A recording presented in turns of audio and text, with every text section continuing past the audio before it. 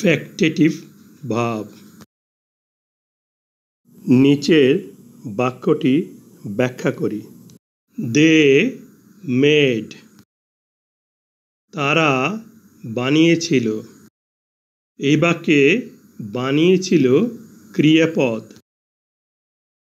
ক্রিয়াপদকে কে দ্বারা প্রশ্ন করে যে উত্তর পাওয়া যায় তাহাই সাবজেক্ট।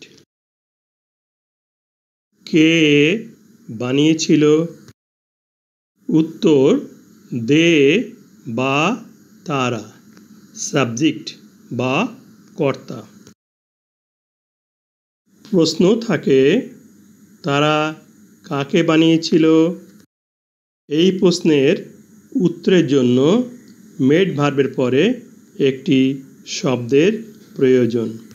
আবার প্রশ্ন করি, কাকে বানিয়েছিল? ধরি ধনীকে। এই বাক্যের অর্থ পূর্ণ করতে মেড ভার্বের পরে একটি নাউন ধনী এর প্রয়োজন হয়েছে। এই ধনী অবজেক্ট বা ব্যক্তিবাচক কর্ম। ক্রিয়াপদকে কাকে দিয়ে প্রশ্ন করে যে উত্তর পাওয়া যায় তাহাই অবজেক্ট বা ব্যক্তিবাচক কর্ম। আরও প্রশ্ন থাকে তারা ধনীকে কী বানিয়েছিল? এই প্রশ্নের উত্তরের জন্য আরও একটি নাউনের প্রয়োজন। ধরি ক্যাপ্টেন বানিয়েছিল। এখানে মেড ভার্বটি একটি ব্যক্তিবাচক অবজেক্ট ধনীকে নিয়ে অর্থ পূর্ণ করতে পারছে না। অর্থ পূর্ণ করার জন্য আরও একটি নাউন ক্যাপ্টেন এর প্রয়োজন হয়েছে। কিন্তু ধনী এবং ক্যাপ্টেন একই ব্যক্তি।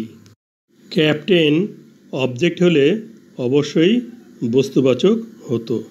যেহেতু নাউন ক্যাপ্টেন অবজেক্ট ধনীকে নির্দেশ করছে, এই জন্য ক্যাপ্টেনকে অবজেক্টিভ কমপ্লিমেন্ট বলা হয়।